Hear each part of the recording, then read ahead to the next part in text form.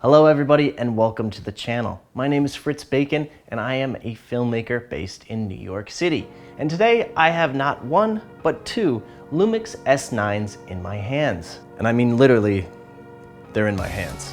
I've had these for the past few weeks and I've put a ton of testing into them in a ton of different scenarios.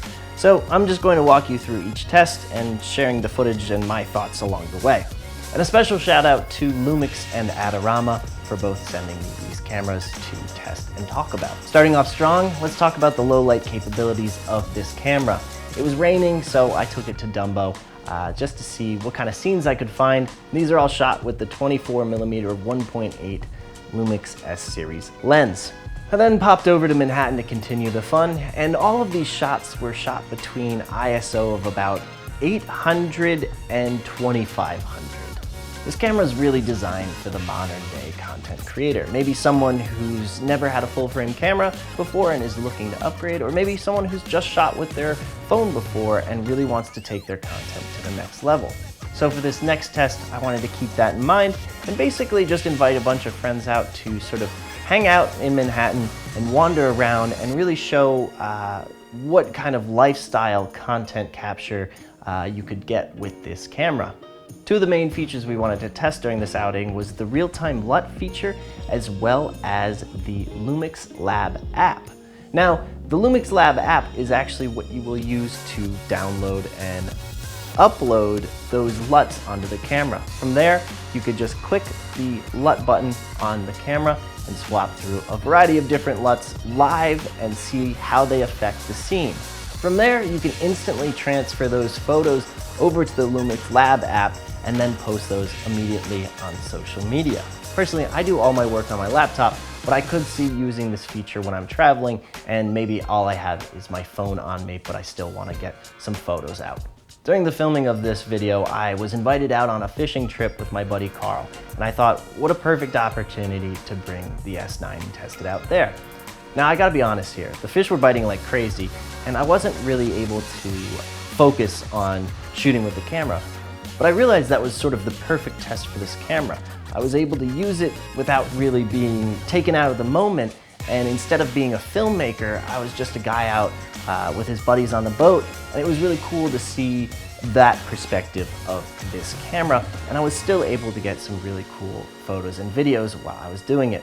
The next place I took the S9 was Coney Island. I was shooting with Allie. I was specifically shooting a video about her shooting a 35mm film, and I figured, hey, why don't I bring the S9 along and shoot photos on the side? And it was actually really easy workflow. As you can see here, the camera fits right into my cargo pocket, and I was able to sort of pull it out when I wasn't filming and snap some cool photos that you can see here. After filming at Coney Island, I was thinking about subjects that everyone likes to film. Something that could be sort of universally understood of like, oh yeah, that's fun to shoot. And that's when it hit me. Cats. This was also the perfect opportunity to test out the phase hybrid autofocus with animal detection.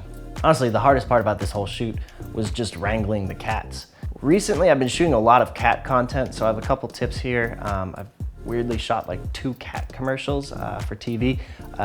If you're shooting a cat that is not super familiar with you, let it interact with your camera. For some reason, this sort of puts them at ease with what's happening, and I found it was a sort of a cool way to break the ice with the cat, which helps with the photos. And then another tip is I like to shoot cats from sort of either eye level or lower than they are. It makes them look big in the frame, and personally, I just kind of think that's funny to make these cats look huge. So that's how I got these photos. The S9 is actually great for shooting cats and pets and sort of anything moving fast. As for photos, it can go up to 30 frames per second, which is pretty insane. Since I did have 2 S9s for this video, I decided to do something a little bit different. So obviously we're outside now. I am here with Allie, and we are going to go head to head. We have the exact same camera. We're both using the Pancake 26mm. We're gonna throw 30 minutes on the clock, and we're gonna see what kind of photos we can get. Now, the real goal of this test is to see how 2 people would shoot with the exact same camera setup. So the only variable is what we see and what we want to shoot. One shot I want is I want a shot of a bike speeding by, and I want everything to be blurry except for the cyclist. It's a classic technique of dragging your shutter. Usually you would stop down the aperture for this, but this is a fixed aperture lens, so we have to shoot it at a higher shutter rate than I would like, so I really have to whip this fast to get what I'm looking for. So we're gonna go and do this over here. Once the time was up, these were my favorite shots, and these were Allie's. We figured while we were in the area, might as well keep the photo party going, and so we headed down to Domino Park. Now, Allie and I realized we sort of lacked a subject, and I had a pretty good idea on how to fix that. I'm gonna take this, and now we're gonna have you go model mode. All right. Allie was first up and took a few different photos of Max in a few different areas, and while she was doing that, I had an idea, so we backtracked once it was my turn to a water fountain I had seen, and I had Max sort of blow water into the lens, getting this photo, and it's probably one of my new favorite portraits. Now, most of these tests have been pretty simple. They've been designed to show sort of how this camera fits into everyday life, and have been very much so just lifestyle focused. But what if someone who shoots professionally got their hands on it? How would they use it? What would it look like? Well, if it were me, I would start with stabilization. I'd add rails, I'd then pick a long lens to get some nice compression and bokeh, and I'd really put that 6.5 stop 5-axis dual IS2 and active IS technology to the test. An external monitor would be nice, a battery to power everything. The USB-C charging port would make that easy, but I would have to go digging through my really large drawer of cables to find a mini HDMI to HDMI cable. When it was all said and done, I'd probably have a pretty solid shoulder rig. Good thing that's exactly what I did right before golden hour. The only other thing I would need would be a mod. Oh, hey Allie, you're back. We'll add a quick grade to the 14 stops of vlog, and now it's a montage.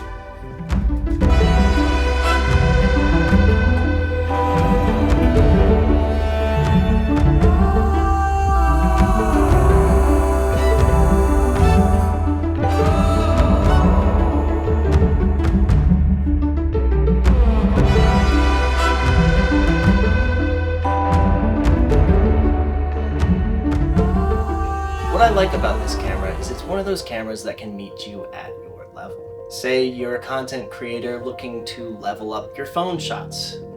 It's made for you. Say you're just starting your journey in photo and video. This camera's made for you. And if you're already established in your skills, yeah, you guessed it, this camera is made for you. It's not often that I see a camera that fits so many different types of creatives, but it makes sense. There's just so many features packed into this thing that it really checks a lot of different boxes in just such a small